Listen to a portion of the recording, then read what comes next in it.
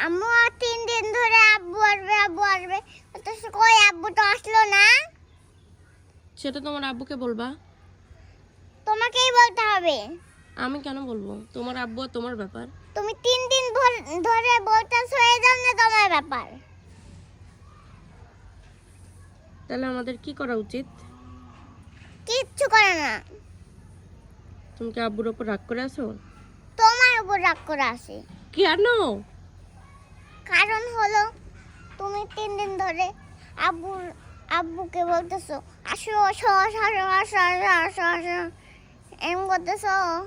তো কি হয়েছে, বলবো না আসতে? তাহলে আসতেছে না কেন এখনো? কাজ আছে আব্বুর। আর হলো উপরে তাকায় দেখো কি আসতেছে। কি আসতেছে? দেখো কতগুলো পাখি, তুমি এরকম করে উঠতে পারো না? না।